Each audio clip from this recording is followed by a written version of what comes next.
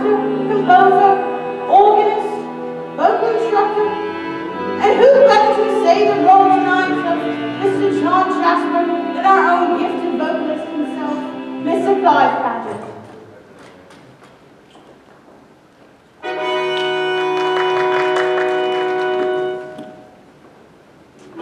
Another trifling day, one more soulless trifling day of flying pain, boredom grinds my brain down to the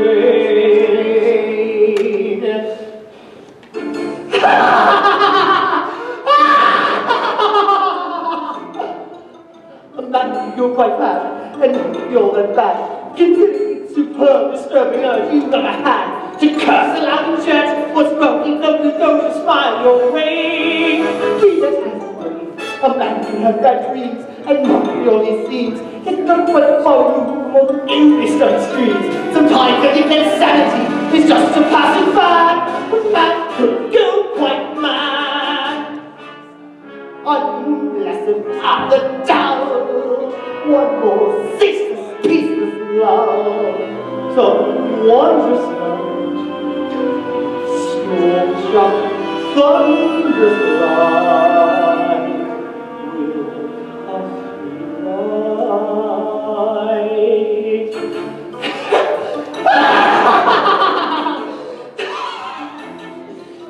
A sculptor like an arm, a sorter like a child, a fiend who breaks no one for the no one that you harm, whose clutches clutch at only desperate respite from this doomed taboo. No use is so, I hide myself in thought, where one cannot be caught, and beyond dreams a continent each ear back and taught. And if someday I lose my way, mind you'll find me mad. Man could do what man could do, what man could do. Quite mad! Mr. Clive Paget, ladies and gentlemen, I trust that you'll merely applaud me since you're only concerning yourselves for the final curtain. But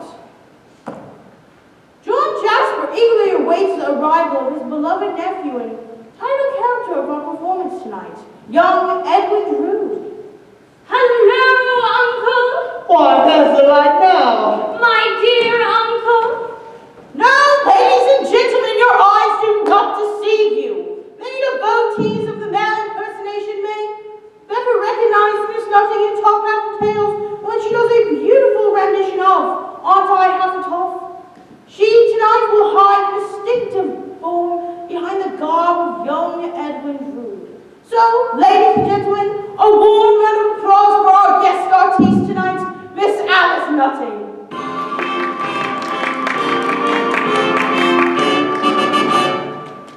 Any dinner, Uncle? You forget, Ned, that the term uncle and nephew are prohibited here by express agreement. Of course, you're right, John. After all, we do only half dozen years or so between our ages.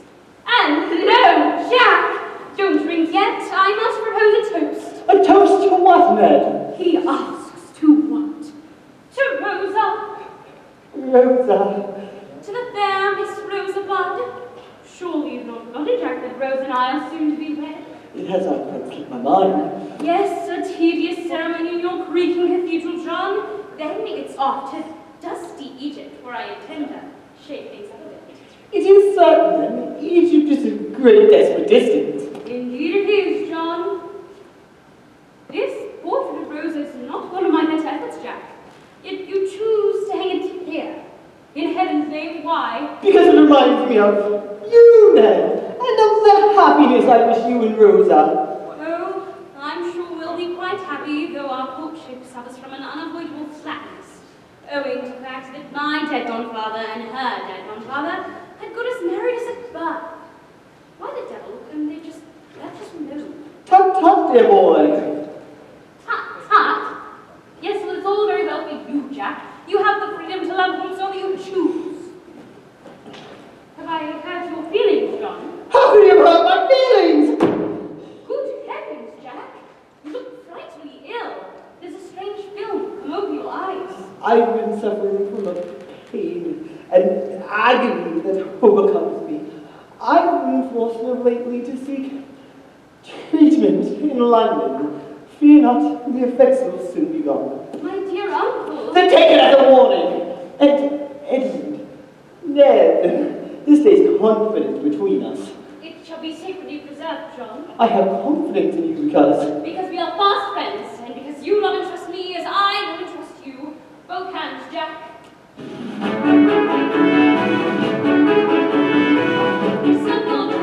My dearest nephew Ned, and without your friendship would be like as good as dead. The winds of hell may blow, but as you well may know, I'll be the fault, be too small, and face the fire below.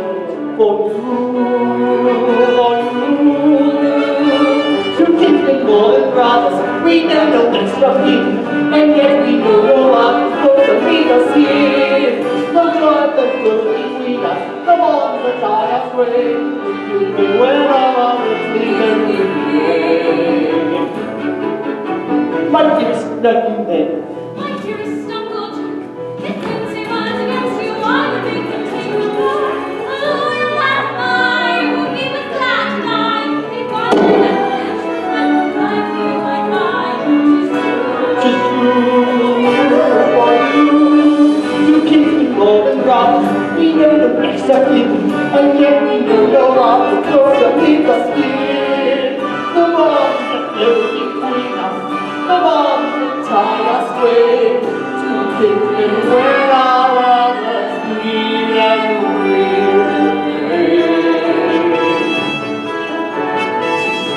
'Tis true for you, kinsmen are we too. Miss Alice Melting and Mr. Clive Paget, everybody. Two voices of these prices almost seems like embarrassment of your riches. But looking in front of me tonight, it looks like you wouldn't be embarrassed by much.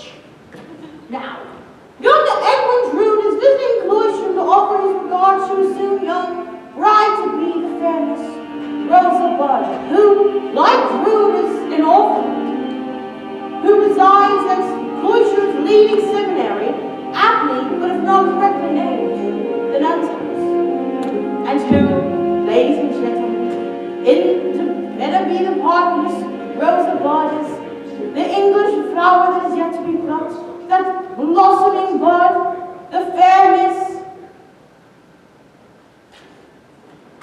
Deirdre Peregrine.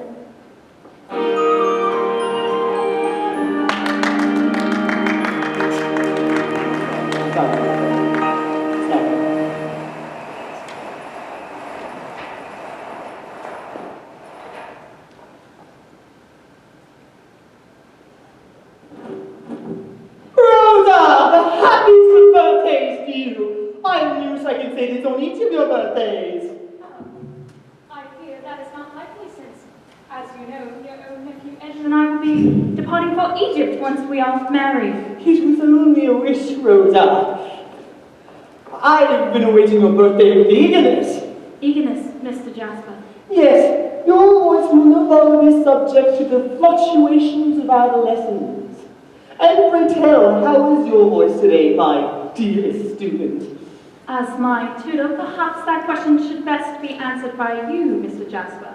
Shall I sing the Mozart? No! I composed a song on the specialty of your birthday. A quiet master's pay being what it is. My lifeblood which they can afford to offer. Sir, Mr. Jasper, I cannot sing these words. It would not be proper. Why? Whatever could be wrong?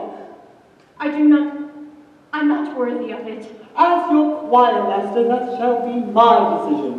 From the beginning, please.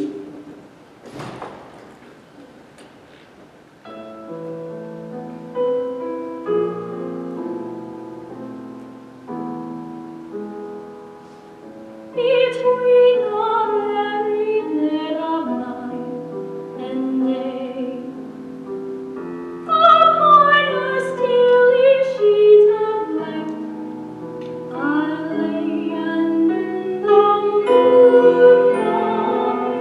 I'll give myself to you. I'll fade and dress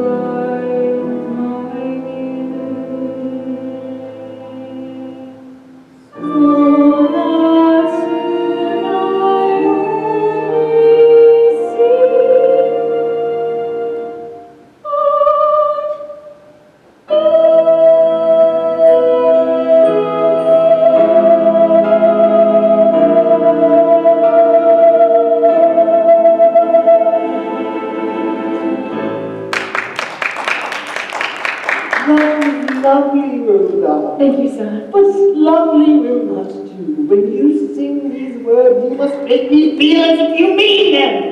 Once again, please.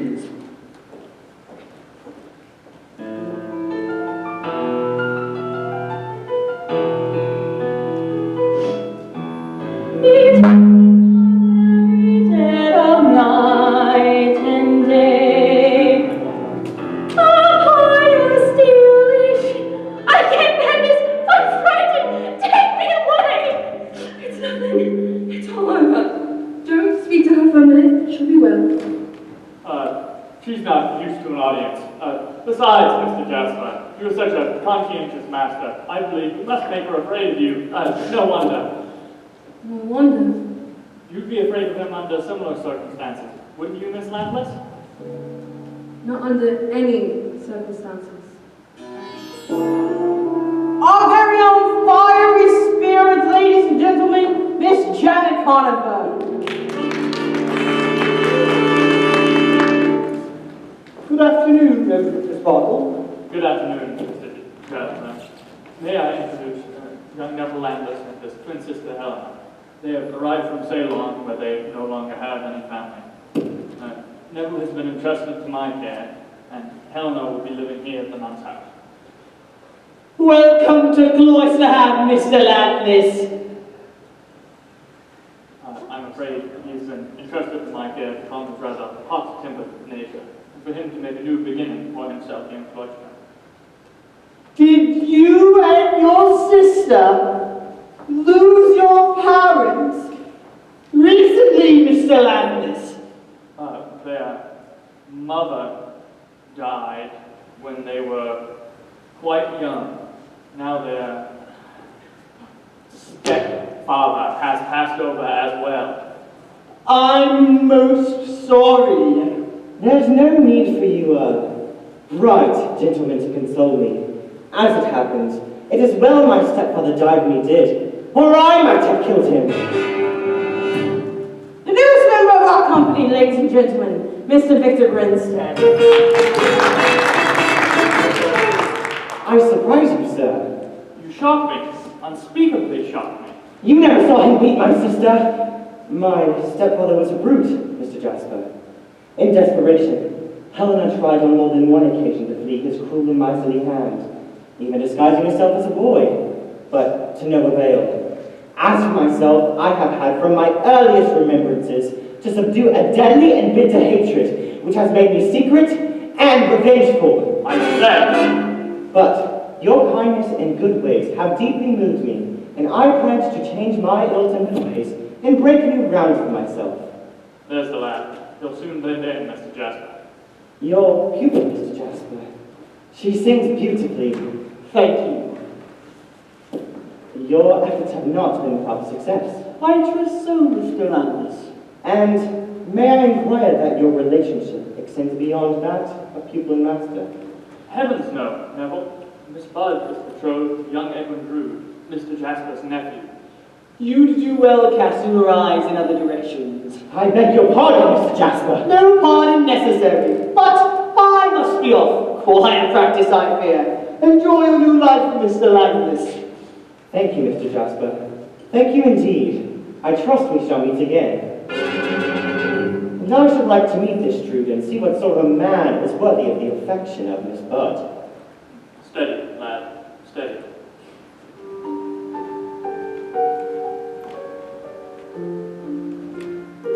You are feeling better now, aren't you? Oh, much. Thank you. These surroundings, which may seem very secure to you, are new and unsettling to me. You will be my friend, won't you? Of course. I will be a friend to you, as such a might of thing can be to such a womanly and handsome creature as you. Who is Mr. Jasper? My Edwin's uncle and my music master. You know that he loves you. Oh, don't! He has made a slave out of me with his looks, forced me to keep silent, not uttering a single threat. What is it you fear, pretty one?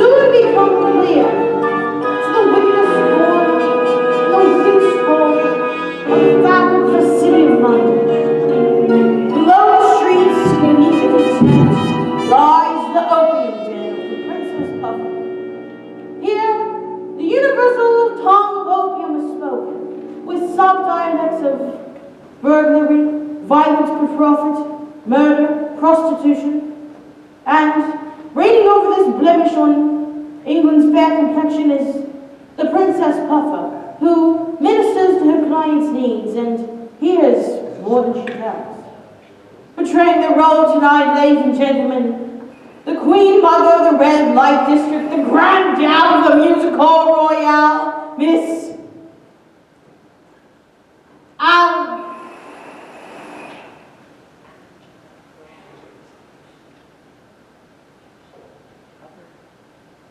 Angela Price.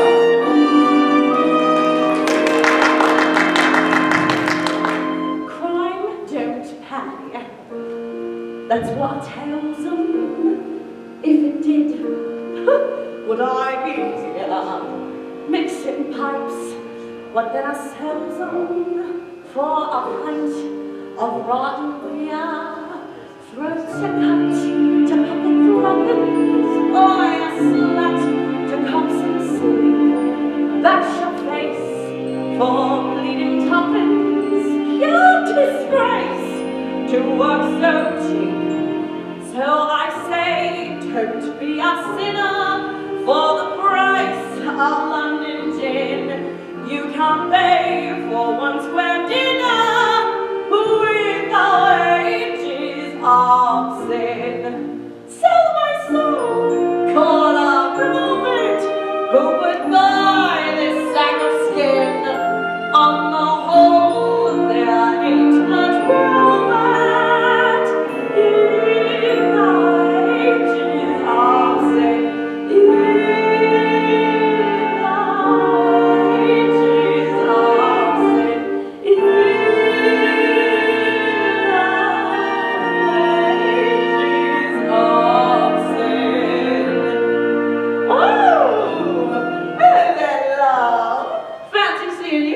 nice in a row. What piece of crumpet you've been buttering up instead of me? What piece of raspberry tart?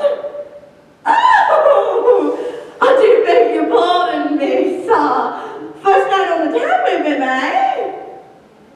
Well, I do assure you, I've had him on numerous occasions, and whatever he's got in store for you, praise God, it'll be over in an instant. Well.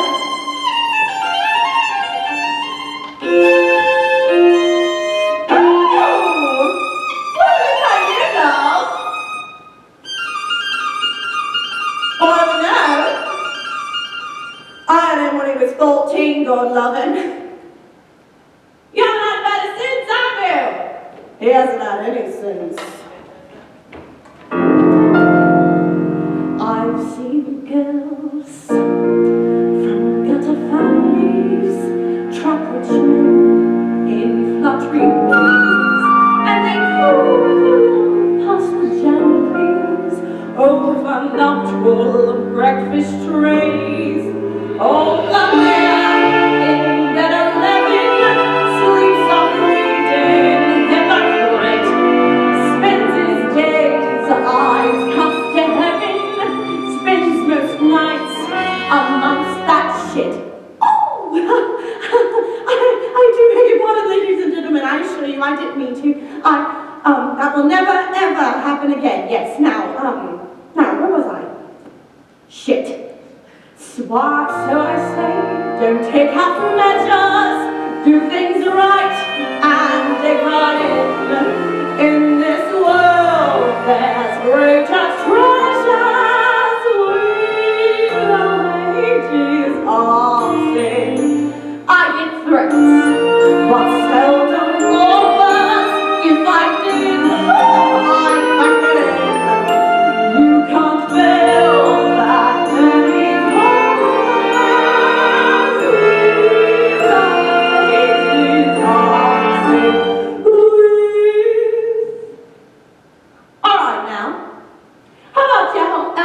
About that last line then, eh?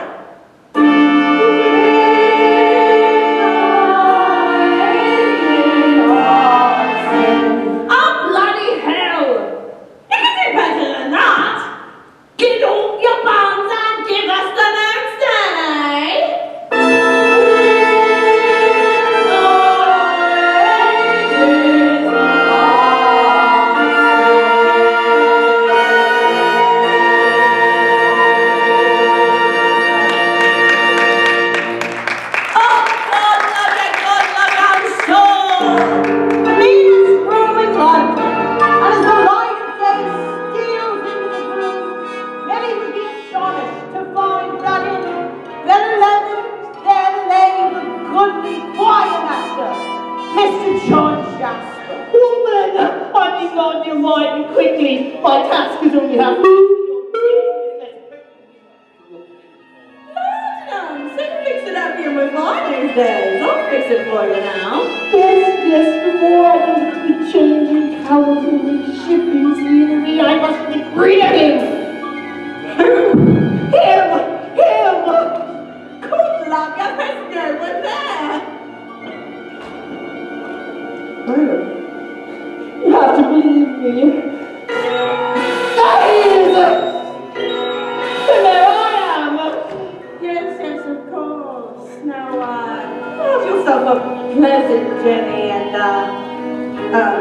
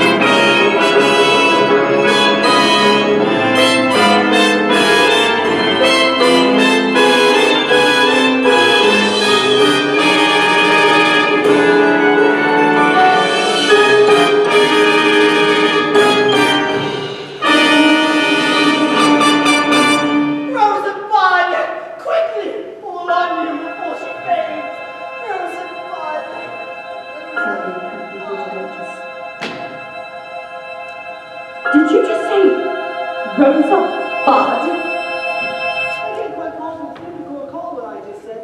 Could you leave me the nearest railway station? I appear to be lost. 5 and threepence you owes me. What a large sum for a small courtesy. However, if you are that needy. And the railway station? The nearest is Aldgate. 10 minutes of a walk away from the river. Thank you.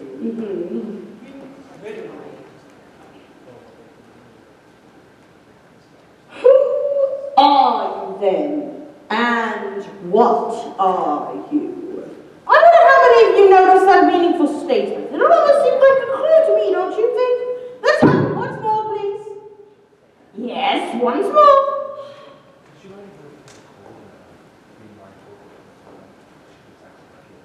Who are you then? And what are you? What indeed? It is now the following day, and as we return to Cloistrom's less sordid surroundings, we meet Cloistrom's leading citizen, Mayor Thomas Sapsey.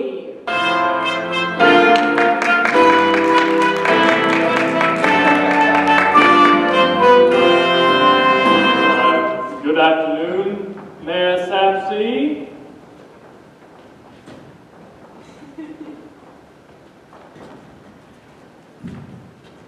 Really? With Zach what? Well, this is unacceptable. But once again, you'll see who gets saddled with the blame. Ladies and gentlemen, a brief announcement. The part of Mayor Thomas Sapsey will not, I repeat, will not be played by Mr. James Hitchens tonight. As most of you know, Mr. Hitchens likes to occupy the bar in the rear more than the footlights up here.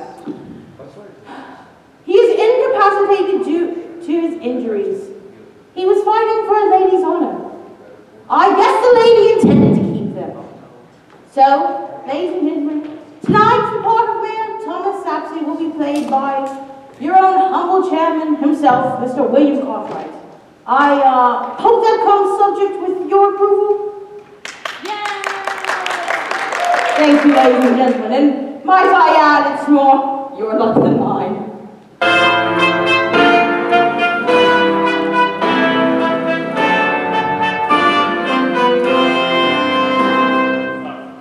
Good afternoon, Mayor Sapsey. Good afternoon, Reverend Crisparkle These are my new charges from Salem. I'm taking them to meet and here he is now. Helena, Neville, allow me to introduce young Edwin Drood. Sir, Sir, I congratulate you on your good fortune, Mr. Drood. good fortune, sir? Your betrothal, sir. Oh, yes, Rosa. Edwin, our young Neville here is soon to depart, or rather, you are soon to depart. Neville, our young Edwin here is soon to depart for your segment of the globe. So long, Mr. Drood. No, but very much the same. Egypt. My family's and I will shortly be taking over my family's engineering concern there, and I plan to pull off a miracle. Pray, what miracle? The Cairo Transbus, Mr. Landless, a thoroughfare for commerce and coach travel across the desert to Alexandria. A monumental task, Mr. Drood. Yes. One wonders where one will obtain, for example, the paving stones. From the pyramids! No! Yes! My studies show there is enough rock in the top half of the Great Pyramid alone. This is English blasphemy. Is it not enough that you take our delicate brew of tea leaves and likewise improve it by pouring cow's milk in? Neville, please, let's not raise our voices here in, from High Street. I meant no offense, sir. And I did not mean my awkward ways to arouse such emotion, or to ruffle your splendid feathers, Miss Bud. I'm sure Mr. Landis only feels passionately about his part of the world, Edwin. As long as he keeps his passions in check.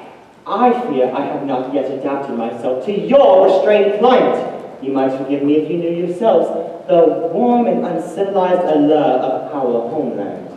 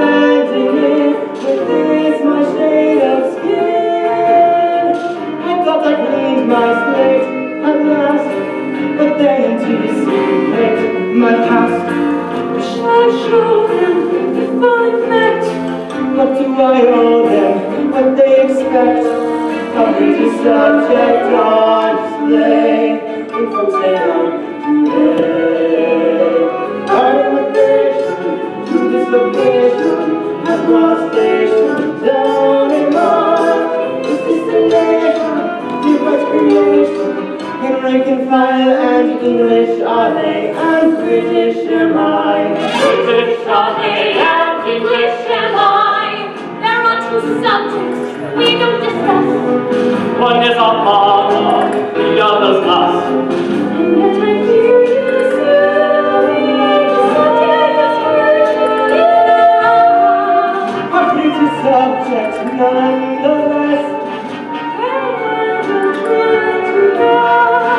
town of Burma, what's all the fuss? All terra firma belongs to us.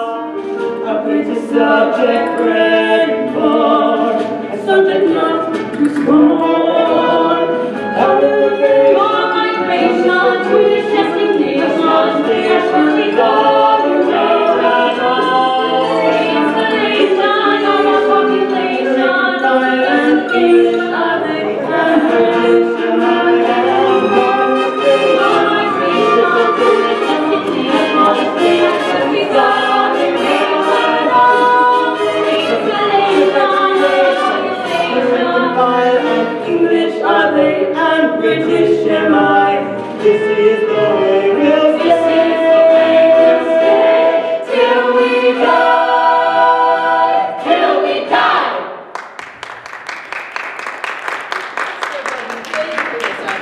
That is distinctly right of you, please. That landless fellow is my dear boy. I feel what you are missing him. Oh, I think you over-exaggerate the matter, Mr. Jasper. I will go mad! Can you not realize there is more than one side, one face to all things in nature? Under his tainted English accent and adopted English mannerisms, there is a tribal madness, a heathen madness, a half-blooded, half-bred, half-caught, who would kill as easily as he combs his sleek hair. Mr. Jasper, I think this is quite extraordinary. On the contrary, nothing can be more ordinary. I find myself suffering from this sort of jealousy on occasion. I don't forgive it. And in knowing that you receive with, I can't expect to see myself routing a corner or return. And what about me? Having to be here sharing and play this sassy bloke at the same time? It's dark! It's just like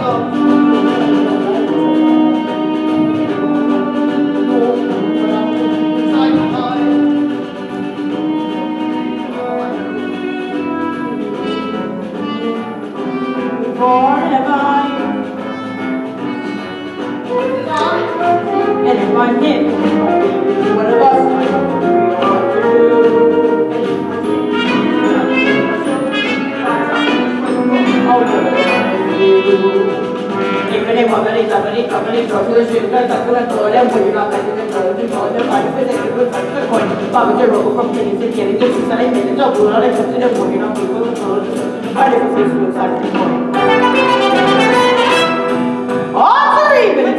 It's high or low, or up or down, when I today, and nature's known and there's something worth to take it for a night. There's something Rosa's day to fall and yet smile. The lost division is reversed. And they'll be with just a while.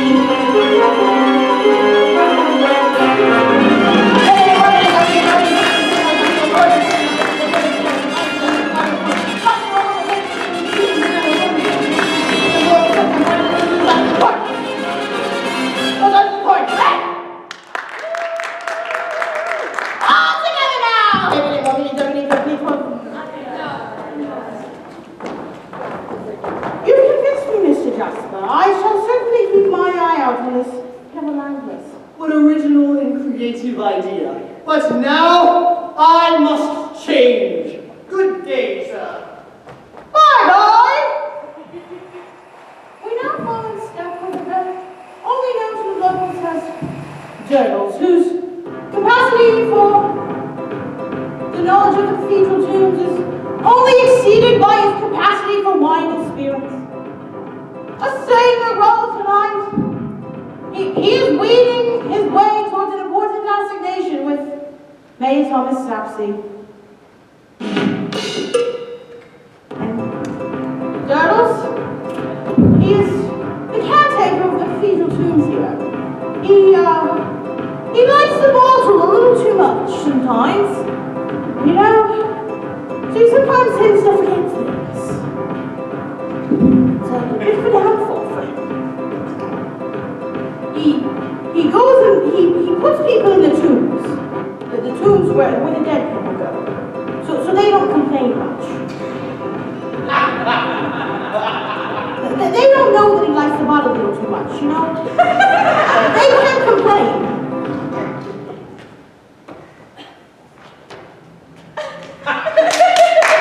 He's winning his way towards the occupation of Saxy. What's that you say, Bill? I said an important assignation with Mayor Thomas Saxy, who lives just around behind. What's that you say, Bill? I said around behind. And so have you. I didn't come here to be insulted. Why? Where do you usually go? You're next to an idiot. Pleased to meet you. Ladies and gentlemen, tonight, the role of Durdles will be portrayed by the Crown Prince of the Music Hall Royale. Your friend, not mine. I give you, and I don't want him back, Nick Cricker. Assisted, dear friends, by my own lad, young Nick Cricker II. Yes, ladies and gentlemen, let's give a warm round of applause for Cricker and Son.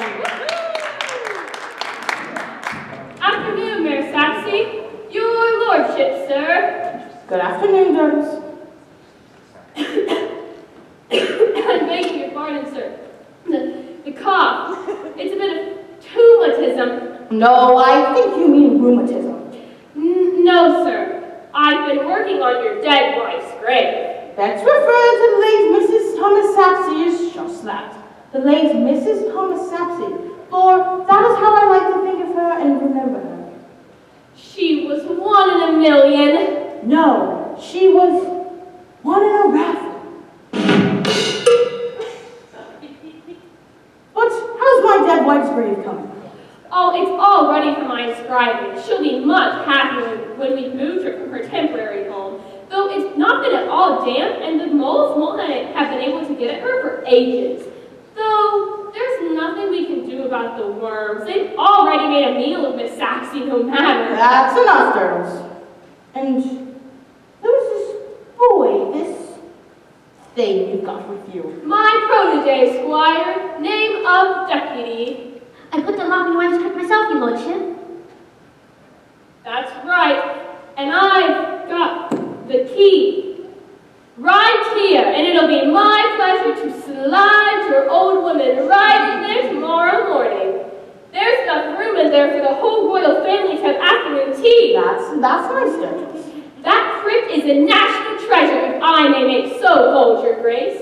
Just a while ago, Mr. Jasper asked me if I would take him down into the crypts to see it. You might want to add that to your list of suspicious statements. Study on, Bill. We don't want these people leaping to conclusions without all the facts at hand. Otherwise, they'll all be running. Off to the races! No. That is scheduled for later on in the program.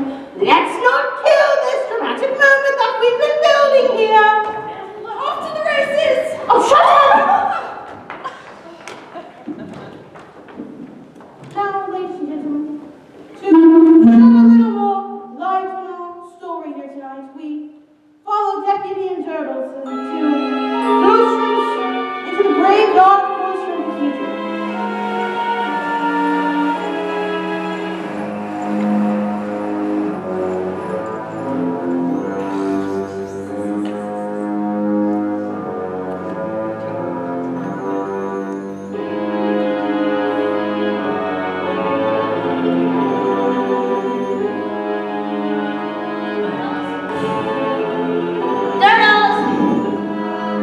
Is anyone there? Mr. Jasper? Have you been watching me this whole time? You cunning devil, I have the blood of you!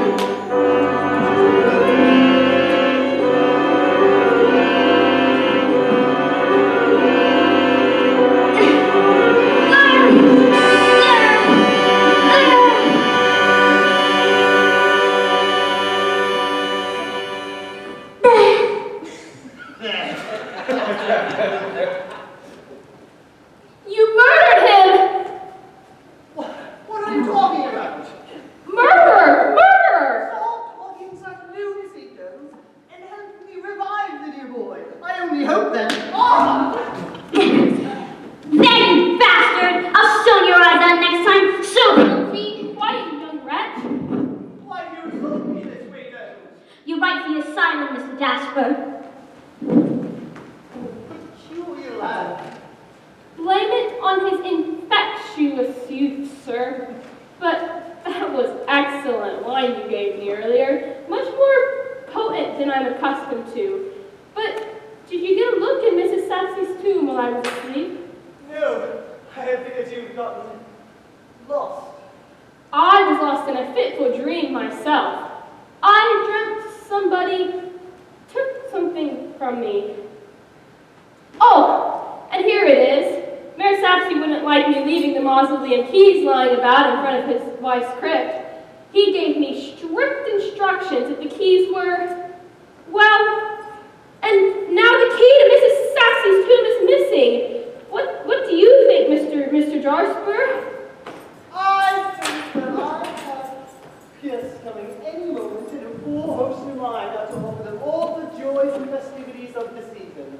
Merry Christmas to you, Durdles. And God rest ye, merry Mr. John Jasper.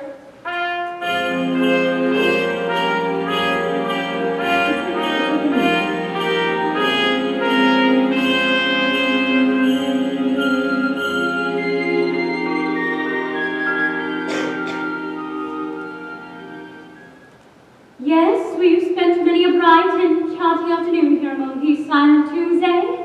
My own betrothed. No, Rosa, we are not legally bound to marriage. Then, Eddie dearest, let us change to brother and sister from this day forth.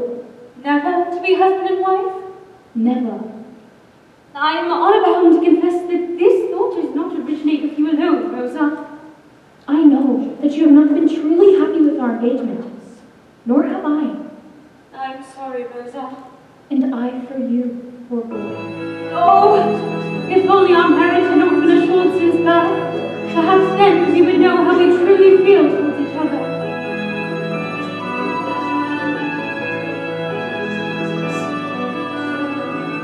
If we were perfect strangers, how perfect life would be. I know I adore you, you know if you love me. Too much we've seen together to judge of you. Too much we've been together, and I assumed the future. And I presumed that you were there. Don't worry. If we were perfect strangers, I'd find my release. I see the path before me, the forest from the trees. But I fear you without you, you're always there. How do I feel about you? I care too near to touch you, my dearest man. How much you mean, how we lovers, how we know it, how we feel it, how we show it. Brother, Sister, I pray you take this clasp, given to me by my mother, of a vow of our eternal friendship. God bless you. God bless you, dear.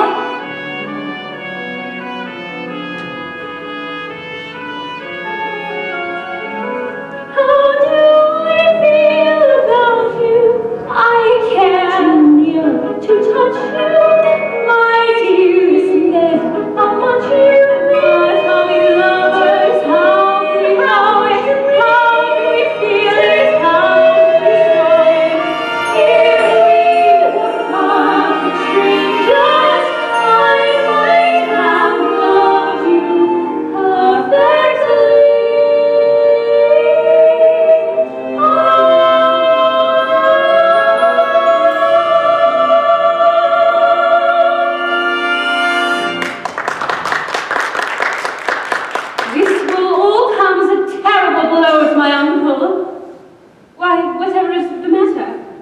Do you think we could keep our change of plans from Mr. Jasper for a little while, Eddie? Of course, you're right. Why give such sad news on Christmas Eve? But we must be off. They're expecting us. And I fear a storm is brewing.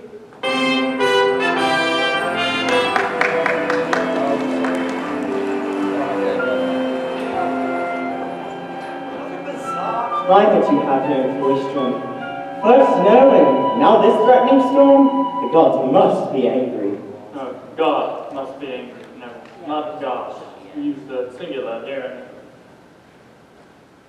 What a storm for Christmas Eve! Yes, it was quite like this the night that Rosa's mother died. Neville tells me you're once engaged to Rosa's mother, Mr. Crisparkle. Yes, but I fear I was a bit too angular for her taste. And then, a seaside party, celebrating her second anniversary, only a few months after Rosa was born, she apparently slipped, walking unobserved along the cliffs, and drowned in the embrace of the ungrateful waves. But never mind that. Why don't we follow Mr. Jasper's lead and forget our grievances with life and put each other over a sturdy Christmas dinner? I hope you can enjoy the humble manners of my eager table. Hello, all. Sorry we're late. We fought the storm over. Miss Bud, it's wondrous to see you again. Let me take your things. I didn't know, my dear, you had hired domestic staff, Nicole. Edwin, Mr. Landless will take you seriously. No fear of that. Gentlemen, Rosa, it was lovely to speak to my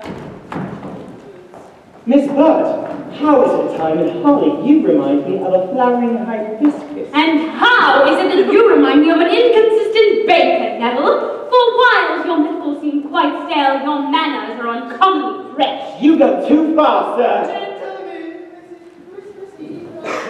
No wonder I twisted my behavior. Now, this mulled wine is very good stuff indeed. I've obtained the recipe on a recent trip to London. Well, any port in a storm for me, Uncle? Any port in a storm. That's very good, Edwin. None for me, thanks. Now, let us all drink tea.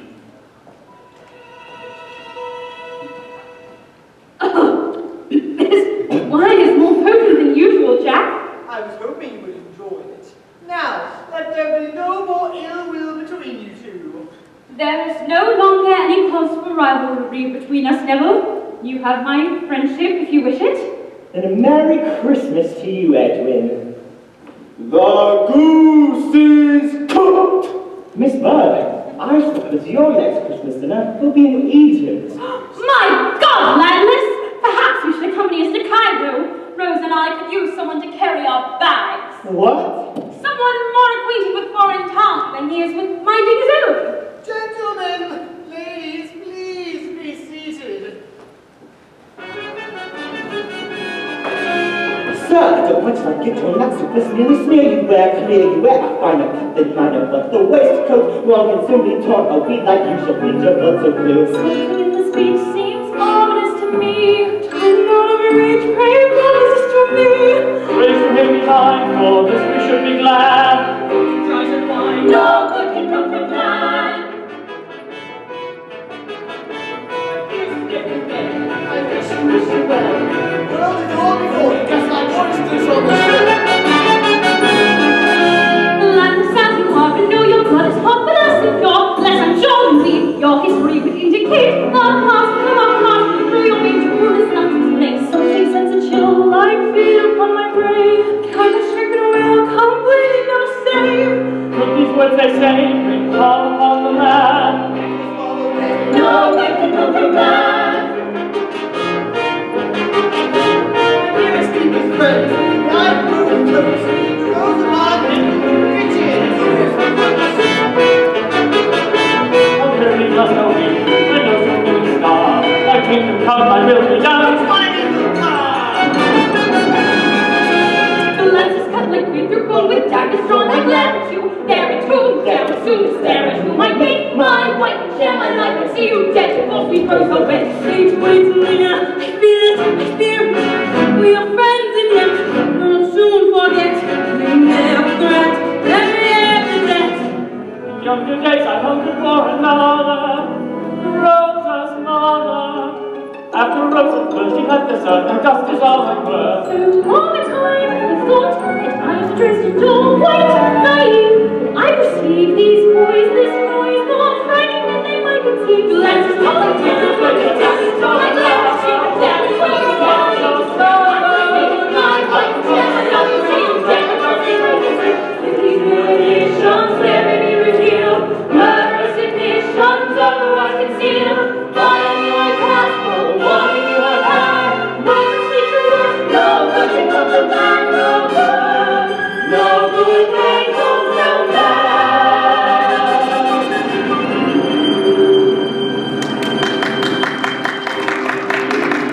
What's the song for Christmas Eve? I must stroll down to the Whippoorwill to see Mr. Nature unchecked. Will you excuse me, Uncle? I will join you on your walk. And we must retire to the nun's house before the storm. Good night, everyone. My dear, Edwin. Rosa? will you join us, Uncle? No, I have to be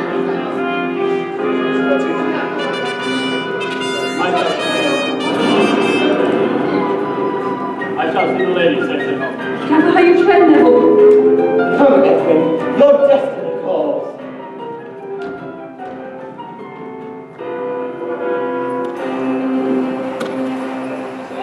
These three meet again, when, if ever. It is now the next day. Christmas Day, to be sure. This severe storm is over, but in its wake, there is to be no found trace of young Edwin Drood.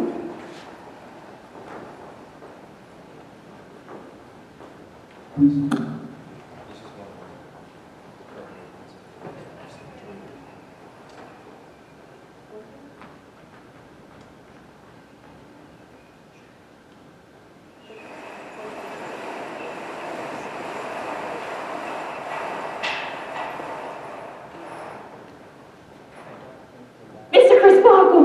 Oh, I fear something terrible has happened to Edwin! Let us wait until my assistant Basil reports. I'm sure you've heard the sentiment voiced that no news is most certainly good news. And here he is now. Basil, what news? No news. There, you see. I don't believe you've met my assistant Basil. Yes, his chief occupation is in leading excursion parties around our church. Quite the showman is our Basil, though tragically misplaced. Misplaced? Yes, Basil carries here with a secret. Now, what, Rosa, do you think he has done? Nothing dreadful, I hope. Mr. Basil has written a play, a tragedy. The Thorn of Anxiety. When will it be performed, Mr. Basil? Never. I sometimes believe that Mr. Basil has more pride in its lack of support, rather like a citizen of Greece who prefers the Parthenon and ruin. But I do hope to see Mr. Basil's work performed someday. I too, Mr. Basil. I love the theatrical world, but there are many stages beyond the proscenium. I long to play a larger part. Then, Basil, why don't you use your enviable creativity to find some accounting for young Ned? That assignment I eagerly accept.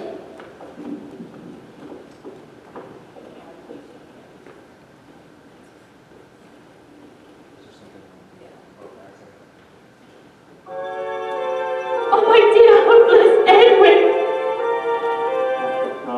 How like the mother she looks. Had the Lord seen fit to smile on me, her mother not married another, nor met her death 2 years later at that pleasure party by the sea, I might have been Rosa's. Father, I need your prayers. Rise, my child. The cathedral bell summons us. I'm busy about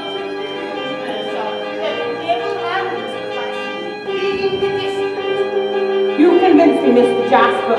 A secret murderer could be hidden amongst secrets and most defenses of the I shall instruct a few of my strong men to go and get him using whatever force is necessary. You do that, sir.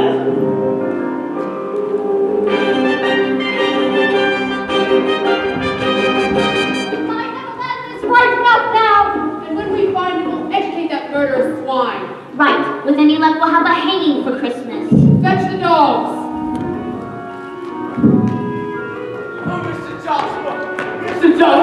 I discovered? Why, it's my coat. What I've been tearing with. There's some tears. Oh, God. There's blood. What does this mean? Where did you find this? It was under a rock by the River Weir. My dear boy is murdered. I take this down to this matter. Before you remember, that I shall fasten the crime of murder upon this murderer, and then I shall seek justice. I shall remember your words, Mr. John Jasper. I believe that's it for you this evening, Philip, isn't it? I believe you're right, Bill. Well, it hardly seems you both coming from Knutsford each night. You seem to specialize in the narrow parts of late. Not by choice, Mr. Cartwright. Let's see. In Julius Caesar, you played the part of... A senator. Ah, so you were in for the kill.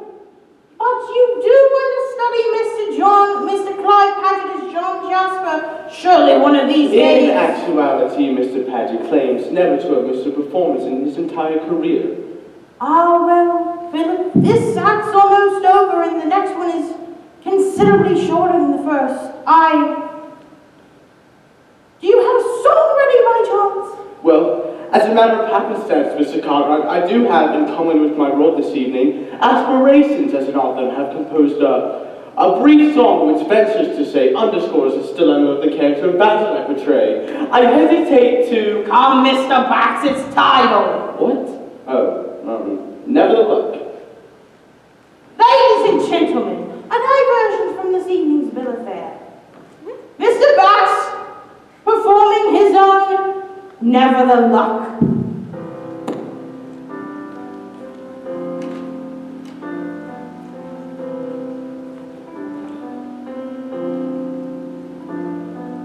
Never the luck, and never the lead, and never you mind, they say.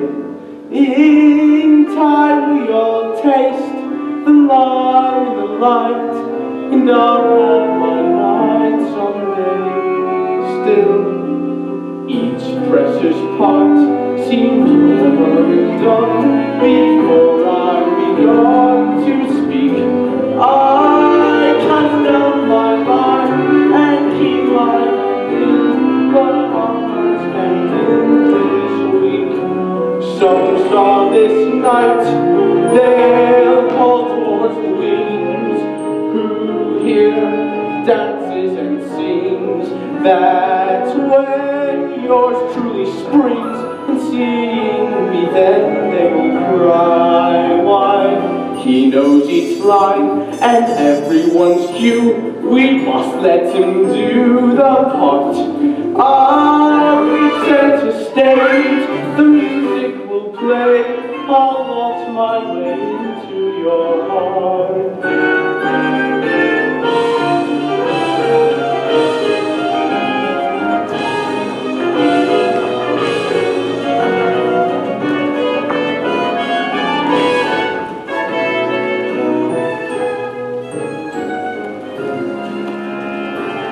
Though ever I plan and ever I plot, with ever the pluck to try, I wait for my star by fate to be struck, but never the luck have I. But never the dream have I.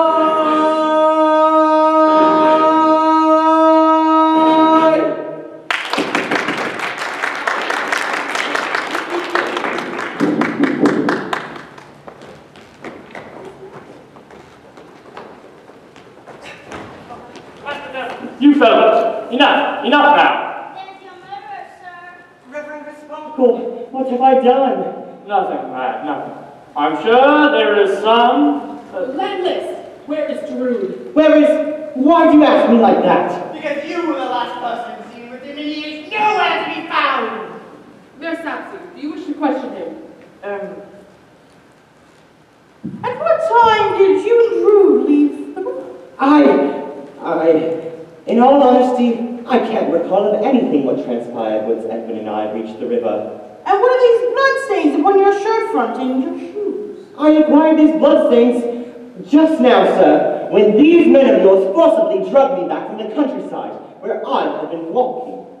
Neville Landless is acting constable for the district. I place you under arrest. How many of them did it take to mar you in this way? 8. You have an interesting way with the law and employees down there, Saxy. And you, Mr. Jasper, for days now you've been warning all boys to hand of impending violence between your nephew and my brother. What do you know of all this? Only that my nephew is dead.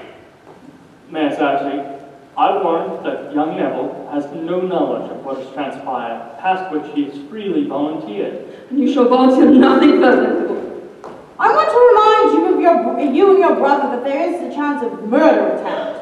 Before you utter that word again, you laughable man, perhaps you'll be good enough to supply a body, a victim, a corpse, something more tangible than an errand nephew, a timorous uncle, and a ludicrous city official with no backing for his charge beyond pure pomp and sheer circumstance. Here. Well said, Helena. You know, she's right, Mayor Saxy. You cannot possibly charge Neville to have a body. Ah, very well. Release him. God bless you, Mr. Crisparkle. I'm overpaid. Let's pause for a moment, shall we?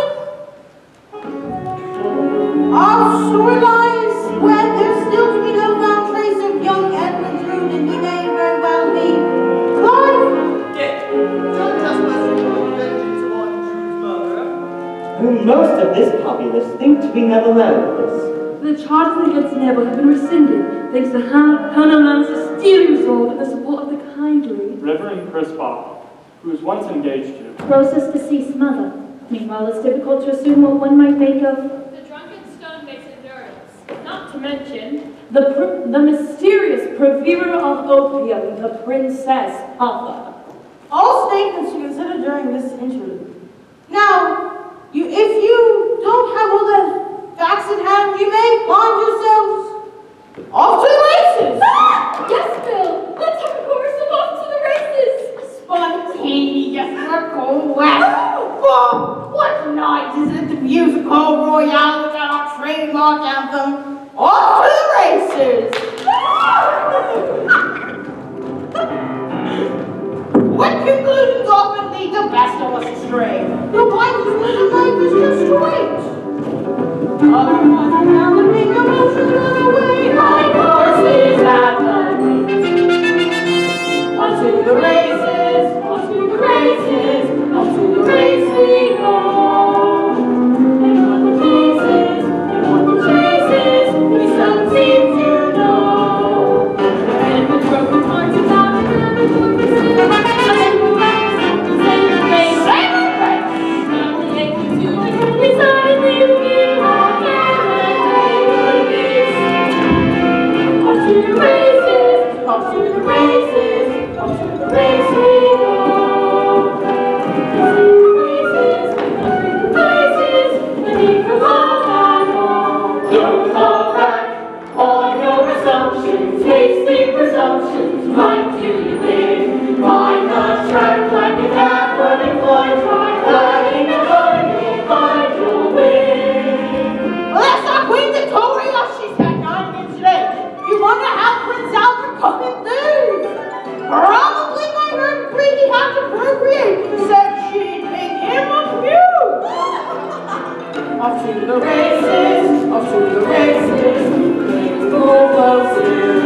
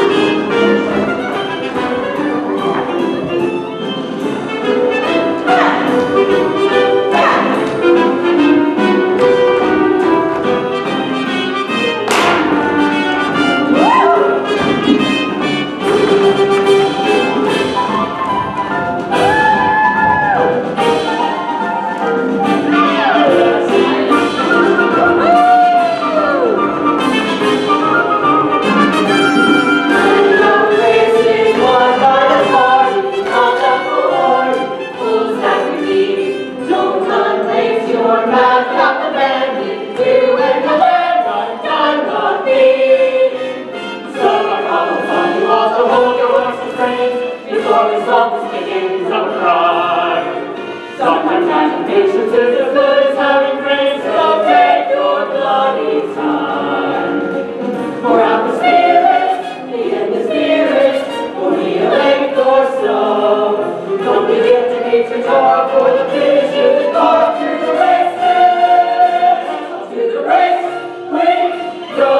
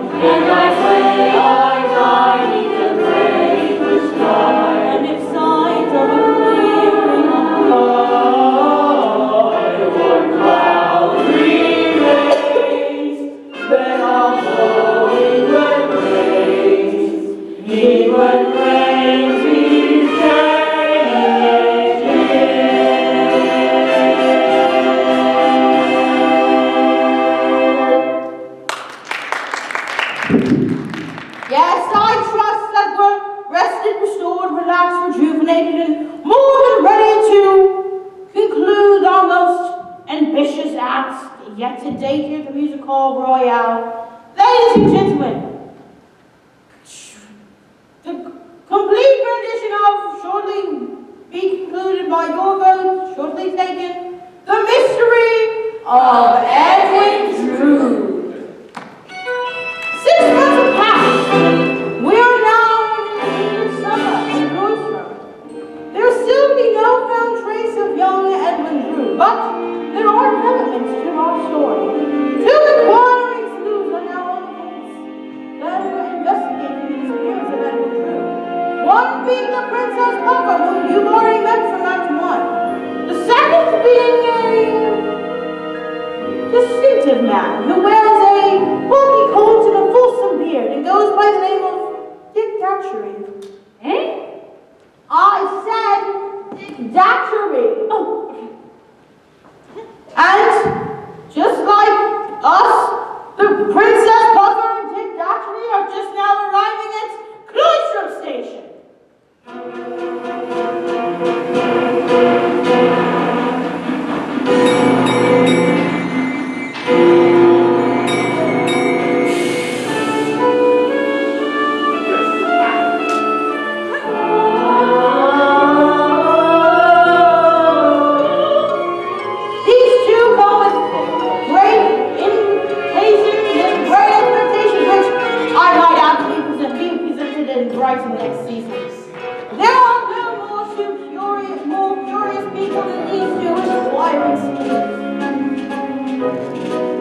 And on the track of a man in black, he's disappeared. He's disappeared before the appeared on the scent of a resident. I'll track them well. Check the personnel. I'm led upon a doubtful chase, who's dead and gone without a trace. This is a private investigation. Just when they do depart, and therefore on his destination. It's a private investigation. And if you do well, and if we're an operation on the trail of a small detail, I grew up upon a clear eye. I have a hint of mucus mint, incognito, into the portico. I'm not a man of any means. I'll search and scan behind the scenes. This is a private investigation. Just when it's through depart, and when we're on his destination. It's a private investigation. Private into a public situation. Private. When it's through depart, and when we're on his destination.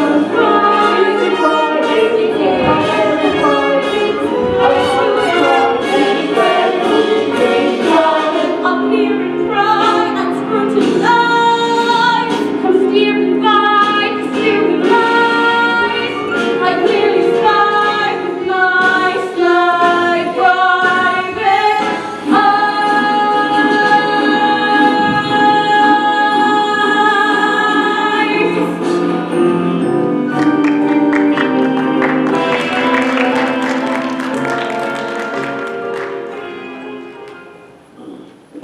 Ah, there you are, Reverend. All things bright and beautiful tonight, don't you think?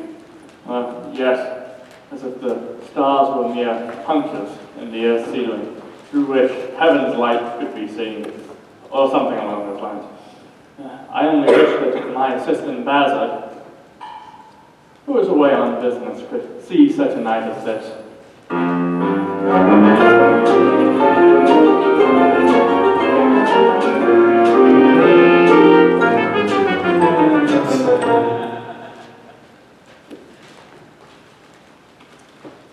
Hold on there, boy. Here's a face we've not seen before. Welcome to Fair Cloister. I am in the way of being the greeter to anyone who might have a bottle of wine on them. My name is Durdles. My name is Datchery, Dick Datchery, and I was wondering if lodgings could be found in these parts. Oh, no doubt, Mr. Datchery. Something architectural, out of the way. Inconvenient? Oh, we have any number of inconvenient lodgings here in Cloister, sir. Close to the cathedral as well. Excuse me, I couldn't help hearing that you're in search of some lodging. And the only one I know of along those specifications is a singular room just above John Jasper's house. He's a brave Is liar. that the fellow who's been much afflicted by the loss of his nephew, Edwin Drood? Wait on, boy! Is this John Jasper? Is he always dressed in mourning these days? That's the man. You won't catch me going near him again, but... Why is that, boy? Because I'm going to be lifted off my legs and choked again. I find that most interesting. I shall enjoy watching the comings and goings of this town. That man needs to speak to his tailor. Yes, indeed. Now, where was I? Excuse me, Miss, would you happen to know John Jasper? Are you ill? No, ma'am. I always look this way. Rosa, we have both been neglecting your studies. When shall we next resume? Never, sir. Am I being politely told that you abandon your studies altogether? The politeness is yours, not mine. I beg not to be questioned. I will not answer anymore. I at least have that in my power. Rosa, I do not wish to hear you, sir. I Do not forget how many eyes come and view us. But you shall hear me, even against your wishes. Dear Rosa, charming Rosa, even when my dear boy is engaged to you, I loved you madly. I kept our secret well, did I not? You were false to him, daily and hourly as you are now. You know you made me afraid to open his kind eyes to the truth, that you are a bad man. How beautiful you are. You are more beautiful in anger than repose. I don't ask for your love. Give me yourself, your pretty rage, your enchanting scorn. It will be enough for me. You are mad. I'm mad to show you how mad my love is. Love! You dare utter that word.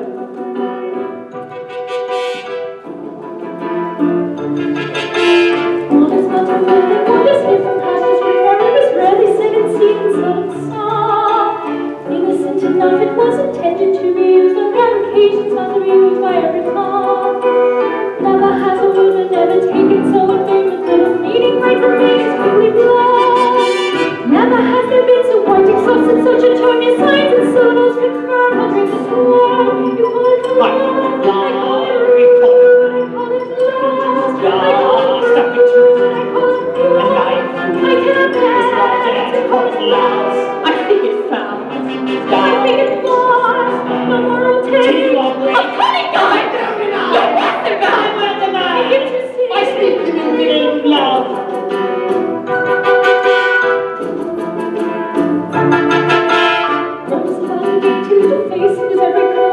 She's a child girl and you'll find Rosa is the only soul cloister it seems, who says it's just the sort of dreams you dream at night.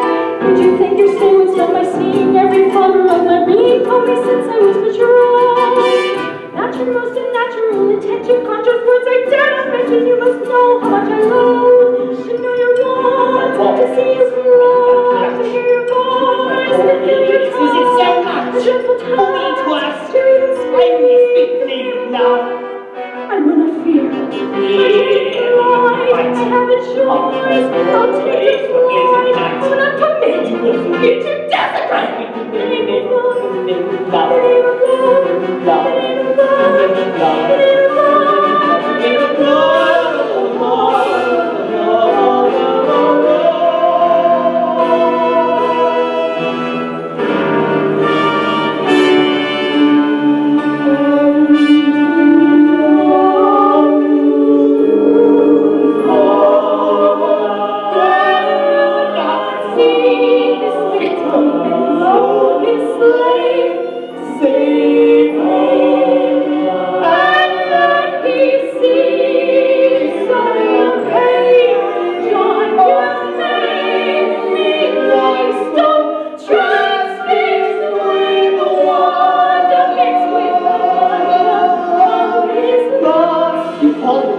The name of love.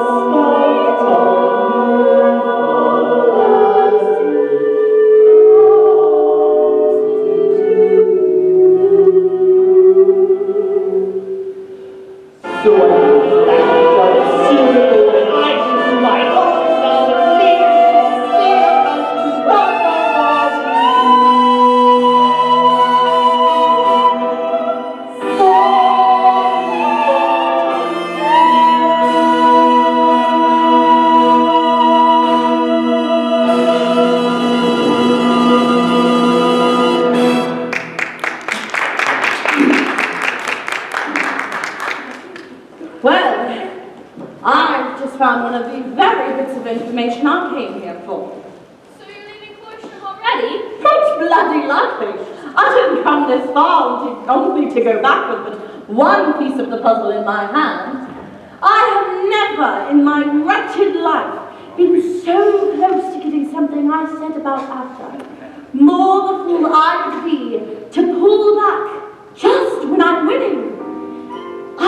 never understood those in life who pull back just when they should push on. Once I bet my last 10 pence and won. Twice as rich then, friends said, call it done. How sad, I said, so that's your wildest dream, amen. 20 pence instead of 10, doubled up my bet again. In life we start the same as when we're done. If you lose, you're just where you've begun. If you won, don't quit while you're ahead. Just press your blessed luck instead. Might be the best to use the hope that beats within your breast. Never rest.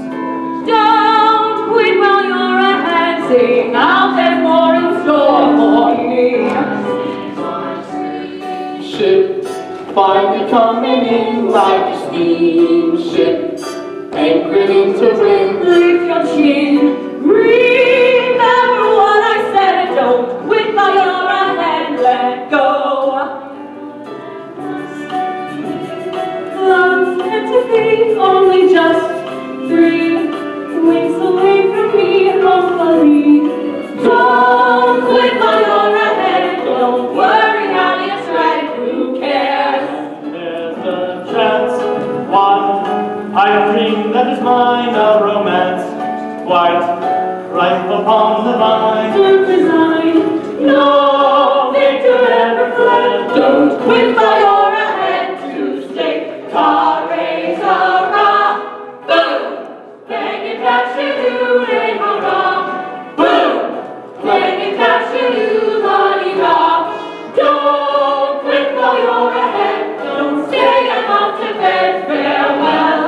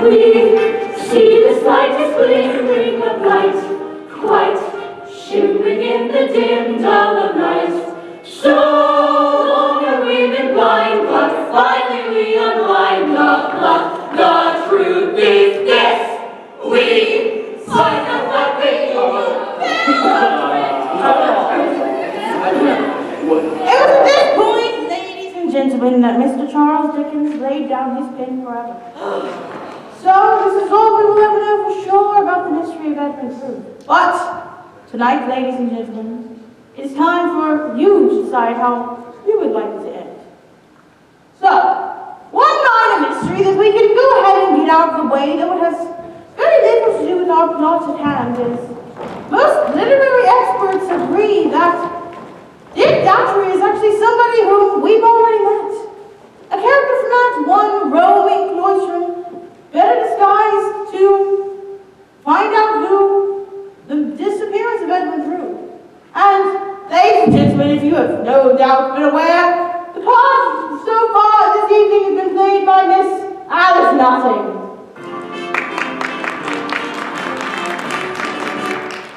But this does not mean that Edwin Drood is Dick Datchery. Oh no, far from it. There are many people who it could be tonight. So, first key question, Mr. Throttle. Who is? Is Edwin Drood dead or alive? Miss Nutting, who has a vested interest in the outcome, will turn her back to the cast.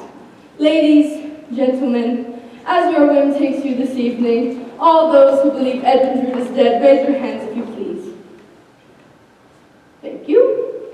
And all those who believe Edwin Drood is alive do the same. Thank you. I'm sorry, Miss Nutting, but you've snuffed it. By a massive majority, I fear. Our next key question, Mr. Throttle. Who is the detective Dick Datchery? Well, we can cross Edwin Drood off that list since our cast voted him dead for the remainder of the evening. Dead? Ha! And bloody ha! You absolute envious little shits!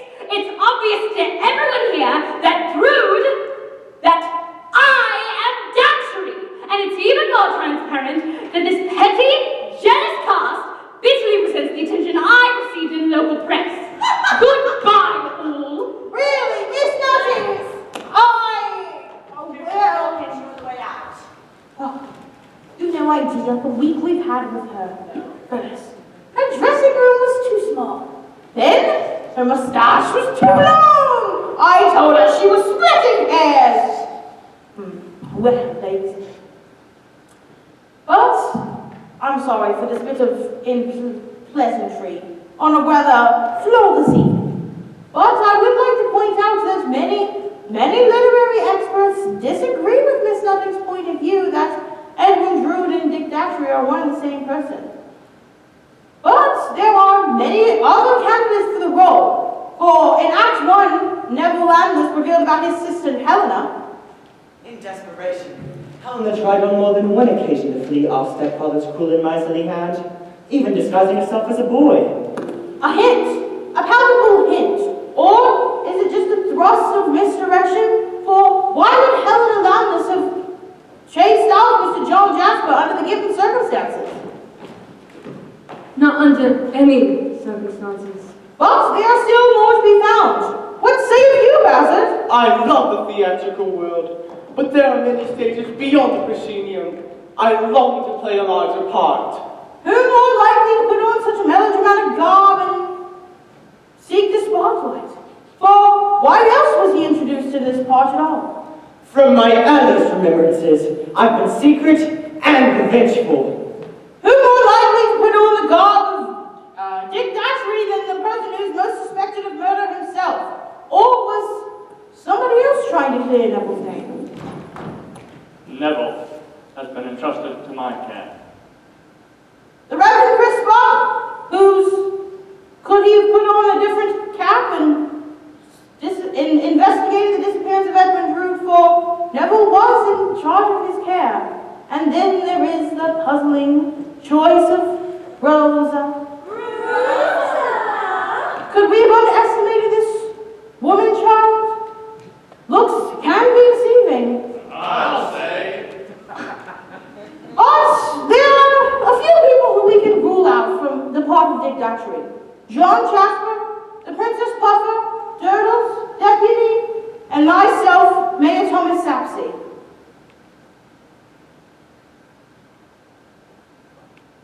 Is the Throttle where we at? In our play and in Mr. Dickens' novel, they all appear in scenes with him. They are observed to be in his company, and so we are left with the following candidates for the role of the detective Dick Datchery. So, I request that we vote how most amateur theatres decide on their parts. When the handkerchief is held above the head of the person who you think it is tonight, I ask you, pray applause for the person who you think it is. And do keep in mind, ladies and gentlemen, that we do have much larger decisions at hand. Next, we will be voting for who our murderer is. So please, for goodness sake, do not vote for whoever's distant cousin of yours. Mr. Throttle, you please. the tempestuous Miss Helena Landless, the underrated Mr. Badger, all the way from Ceylon, Mr. Neville Landless, the lovely Miss Rosa, the ecstatic ecclesiastic Reverend Crisparkle. Well, our Datchery for tonight is Mr. Neville Landless.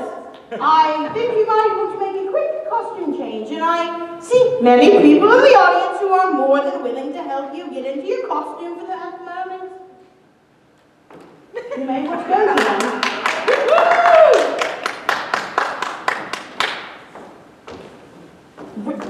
Miss Notting, where are you going? Really? Really? Where?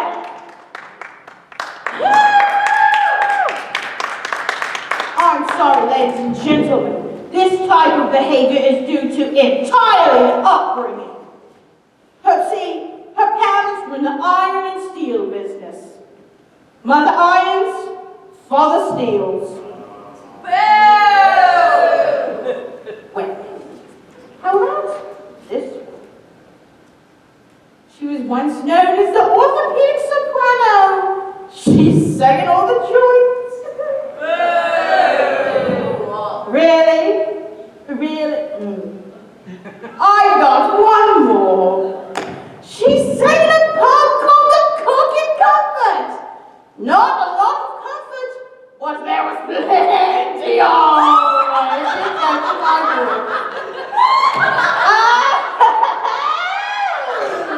So that's the mood we're in tonight. But now, ladies and gentlemen, we must take on a more serious matter.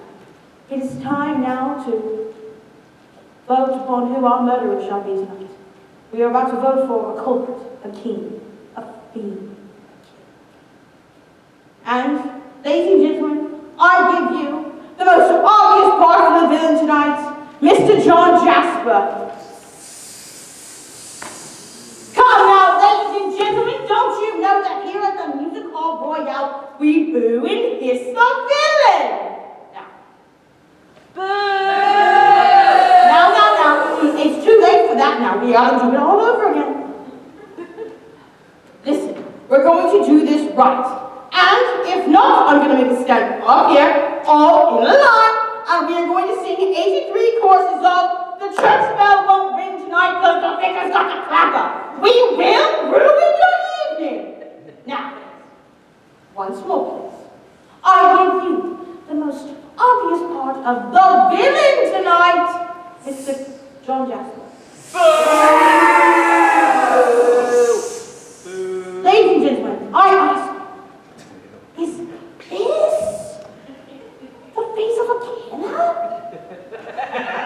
And could this be all there is to our story? Mr. John Jasper killing his own beloved nephew in hopes of winning the love of the fair Miss Rosa Bud? Do you go for the more obvious choice or for a more perplexing conclusion?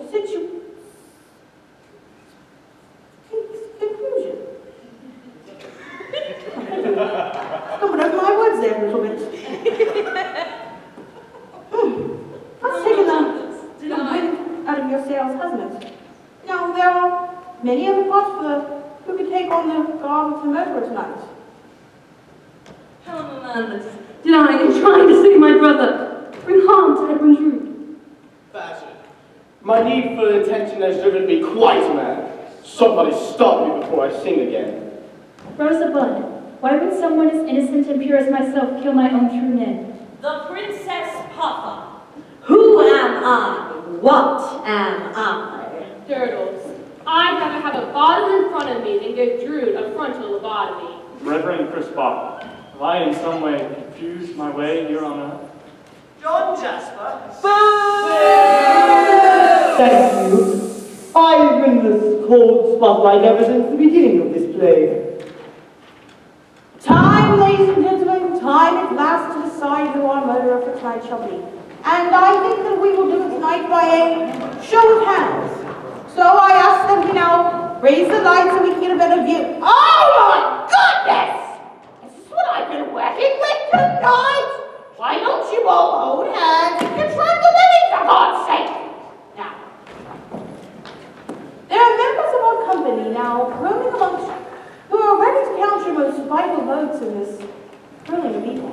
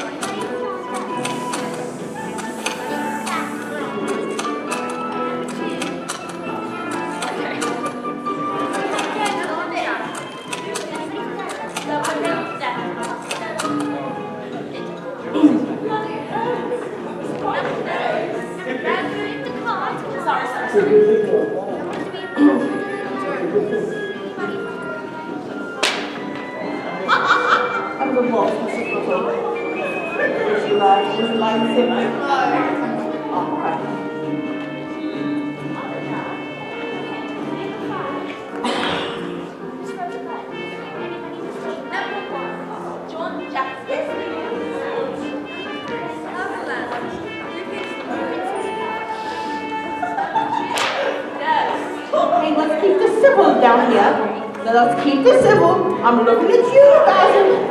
Let's keep this civil. Keep it civil. We're not trying to...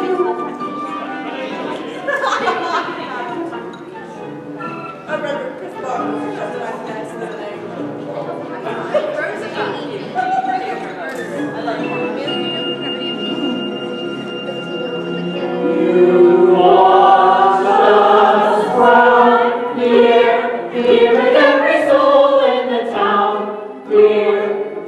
Fill the roll, settle down.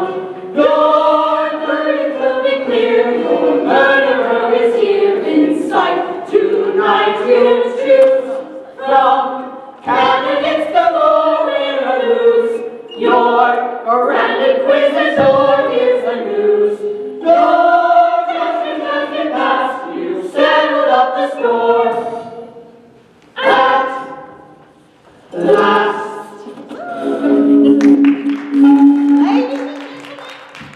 Your murderer has been picked. So now I will offer a sip of port to whom you've chosen to be the murderer tonight. But I trust that we must keep it a secret tonight. So I'd like to ask you if you will please close your eyes so we can make this more secretive. Close your eyes. Close them? They close them now. We don't want to know sneaky peekers. I am now offering a sip of port to our murderer. Our murderer is drinking it. Now, you may open your eyes. See? You cannot trust anyone here tonight. So, ladies and gentlemen, for the first time ever, I give you, from your votes that was just counted, the completed rendition of The Mystery of Edwin Drood.